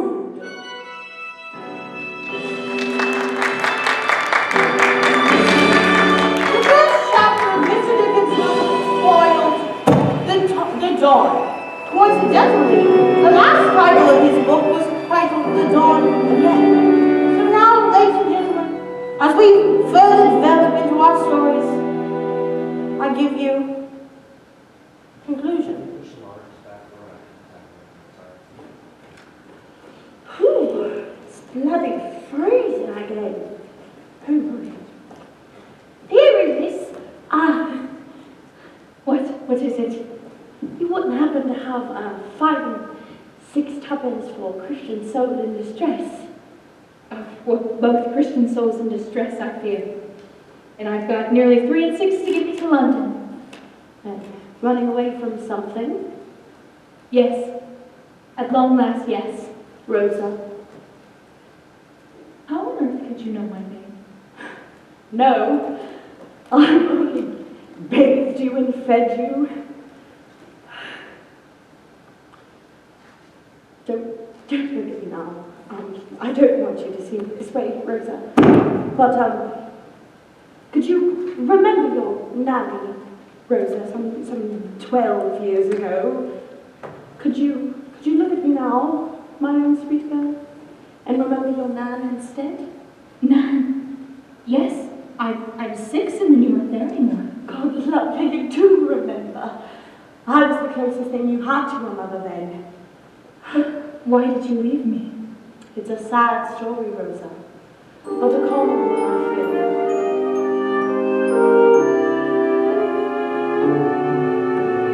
I was once your man, then I met a man, tall and tall, with golden hair, whose when my end began. Let him have his way with me, he knew his way so well. Let me down the garden path to Virginia, what instead? Asked there to Camden Town, and then to me he said, should I send around a friend the next day? He swear, strolling down your garden path to make your bed of roses and sleep it, cuddle deep in it, and pray never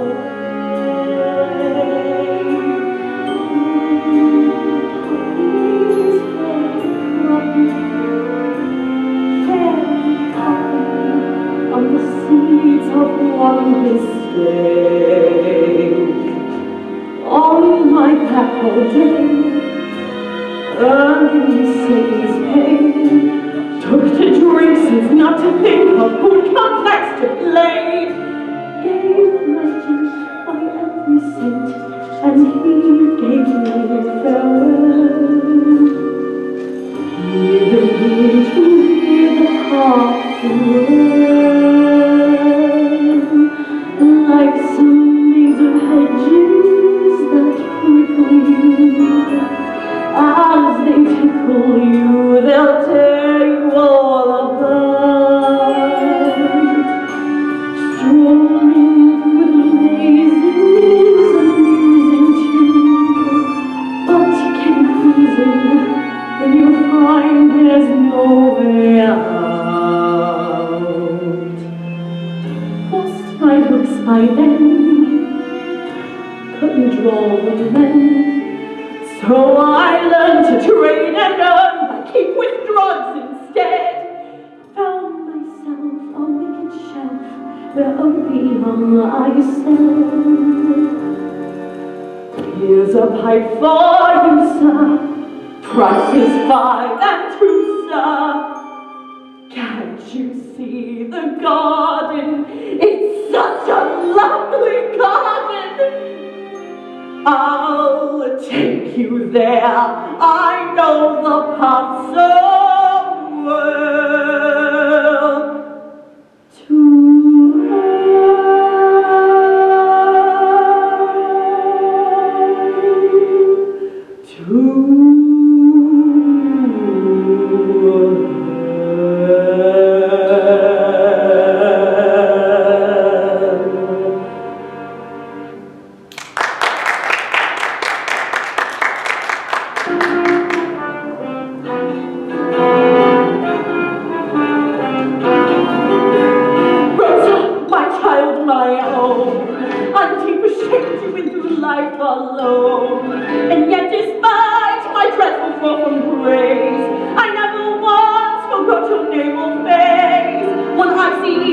a client of mind began to rave and crave some blood and wine.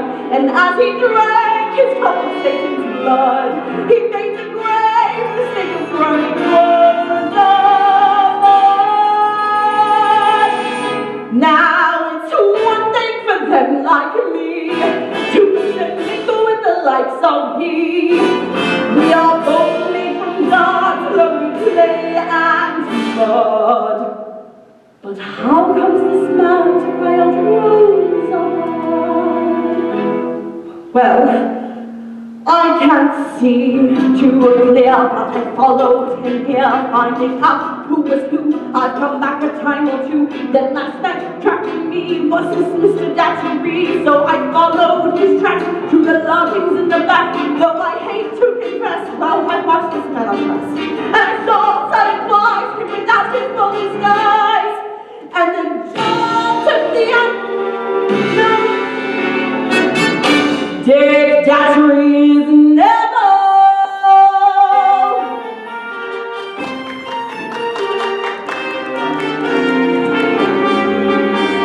There's hunting juvenile, there's house, there lies the Mommy, we're on the weekend, this fits, lost rights for me.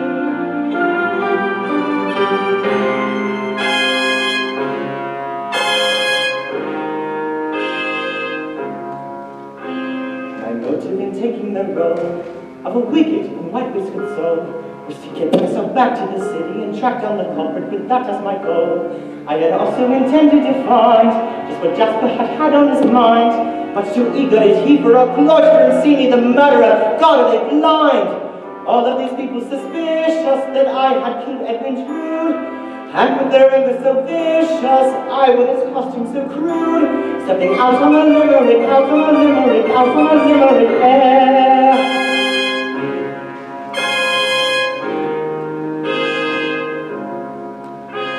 I found a theatrical kit, and as Datchery, I did my bit. So to clear my good name from the blemish and blame, 'twas for Helena too, I admit. I followed John Jasper high-low, from the dens he descends to below, and when Papa came to it was immediately clear my suspicions were quite apropos. So I crept in the lodgings of Jasper to rest in the skull put to sight. There I found Rosa but clasped her mother she prayed to that night. Jasper took me from there after hurling him dead to the weary riverbed, I suppose. Tell him that Datchery knows, and the proof is quite clear that it's bring Jasper here to be tied up and strong. And from this limerick, let him be hung.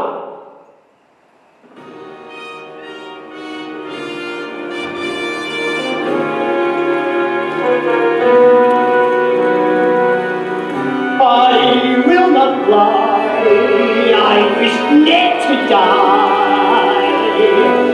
Twice did I.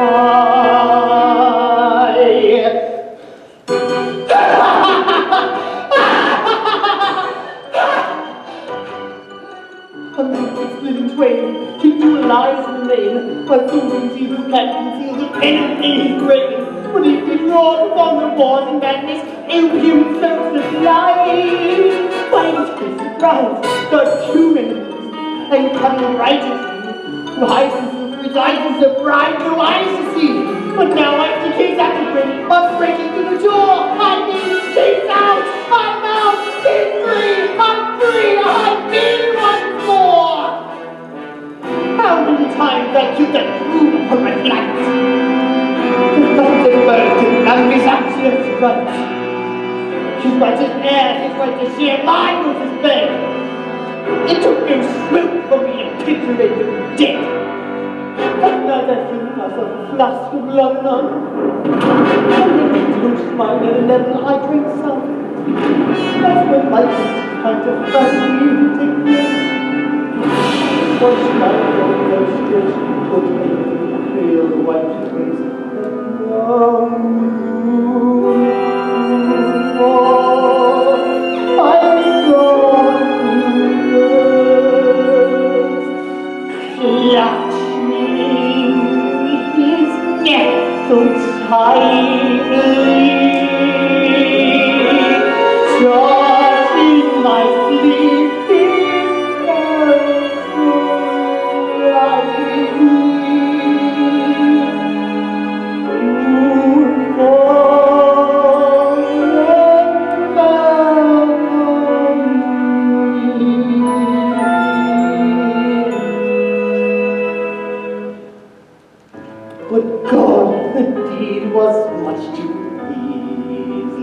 come. As much as over once it has begun. Such tragedy to find.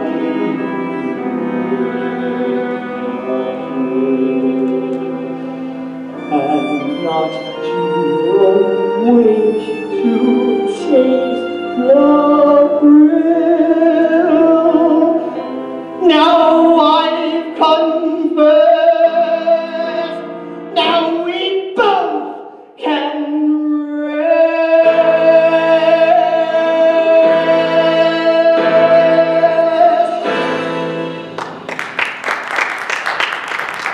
No, I can't let it happen. Yes, you placed the coat that young Drood wore down by the river weir to throw suspicion on Neville Landless. You're a bad one, Mr. Jasper, when that evil one is inside of you, but you're not a murderer. You did not kill Edwin Drood. Let me get this straight, Durdles. Mr. John Jasper did not kill his nephew? Exactly, your lordship, sir. It was a wild night that Christmas Eve, as you'll remember, and I'd sought shelter near Mr. Jasper's door. That's when I saw one of you throttle Edwin Drood, and in a convenient flash of lightning, I saw who it was. That was quite a long speech, Bill. Do you think I could have a quick nib of Drood? Durdles! Right. Suddenly, I see Mr. Jasper stagger out of his door under the influence of potent medicine, and suddenly he collapses, and he gets up, and he picks up young Drood, and he carries him to the cathedral and down into the crypts, depositing the body right in Mrs. Saxey's tomb. What? Yes, I told you there was plenty of room in there. Durdles, you must tell us who did it. Lord love me. It was Reverend Crisparkle.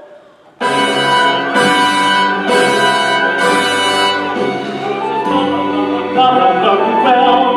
Man should land and on her he go to hell. I'm free from blasphemy, but as some see me though see of thee still I confess I murdered you.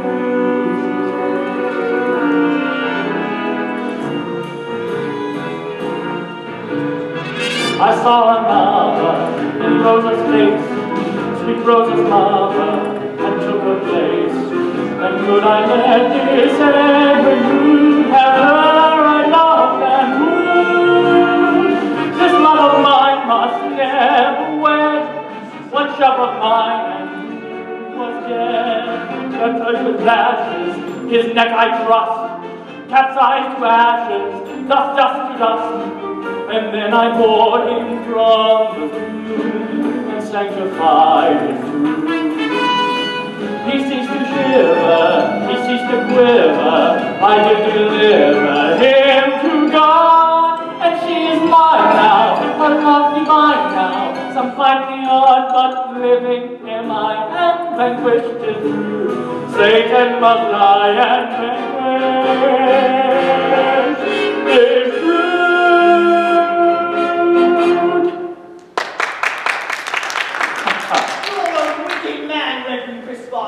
Rosa's mother, the woman that you loved, has been dead for 12 years. Drood served no threat to you. Oh, really? Really, then? Oh, I suppose the joke's on me, hey?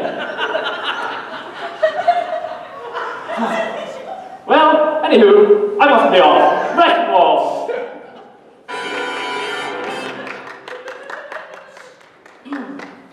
Reverend Crisparkle is our murderer for tonight.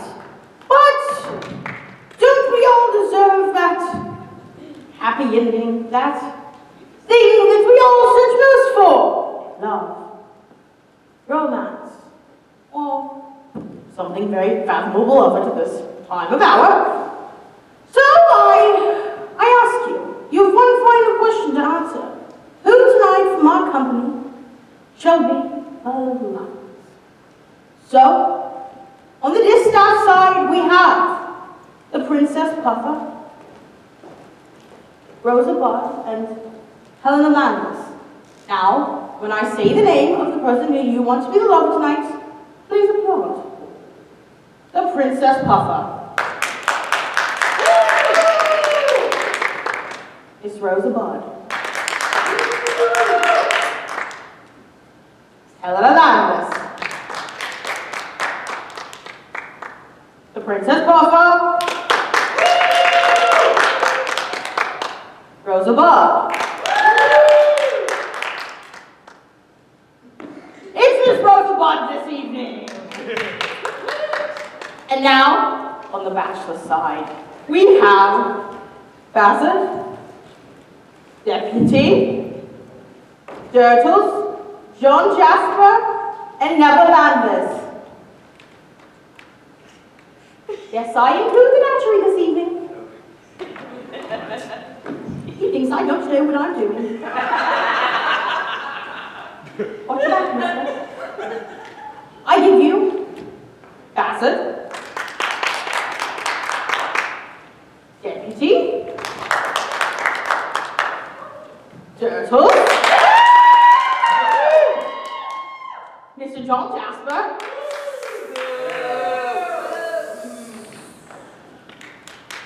Gill. Durdles is off. Oh, that was nice. Now, Mr. Thomas Purcell, I think we need a reprise. I feel a love song with the boss.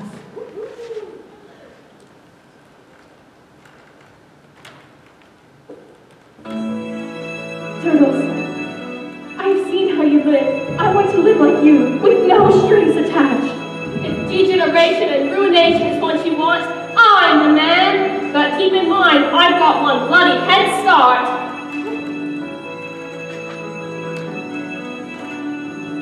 If we were perfect strangers, how perfect lives could be.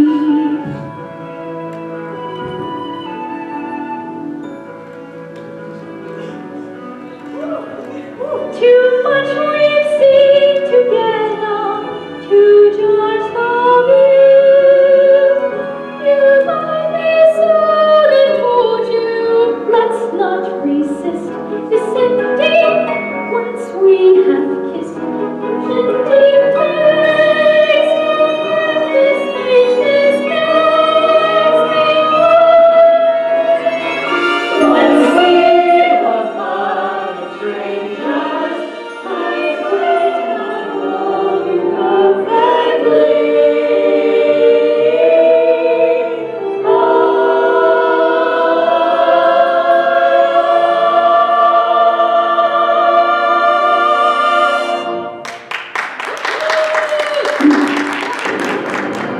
But what of Edwin Drood?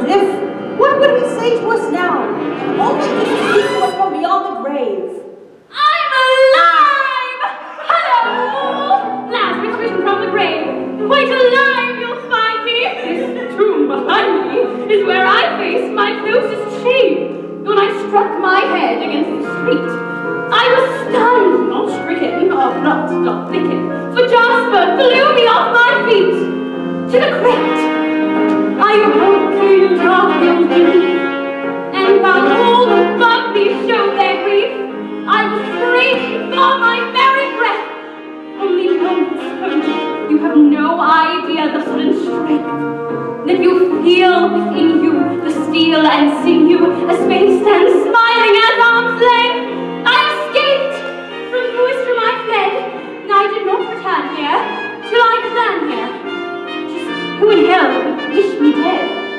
But more than that, more than what solution fits the crime, what I learned is that life takes a time.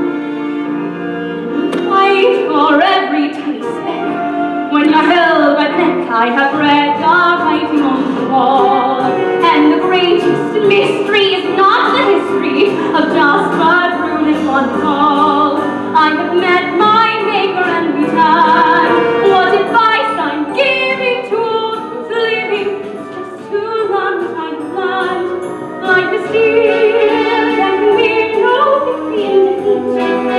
From the mad beat of fast retreat to the nearest shelter and dig in. When you live, then you instant love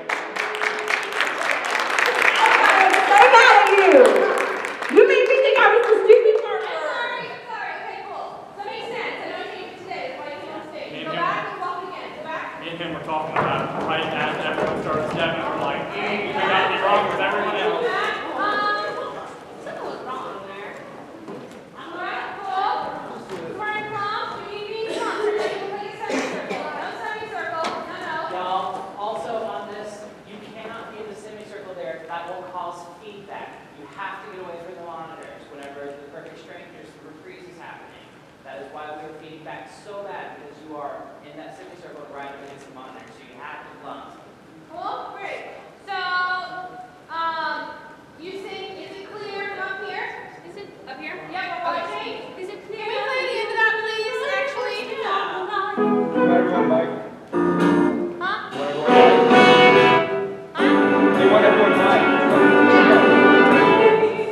I have been gone waiting on you. What is my sign? Okay.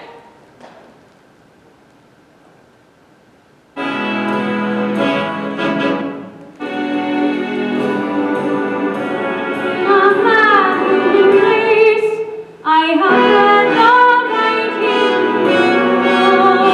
trying to live forever and give up never the place you leave nowhere from. Can't you hear the voice that I hear as I plead the light inside you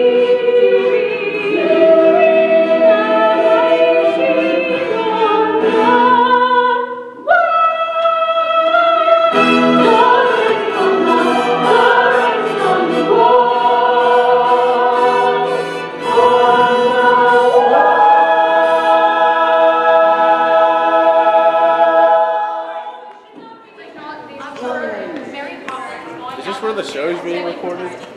Probably, yeah. I know it's not recording, but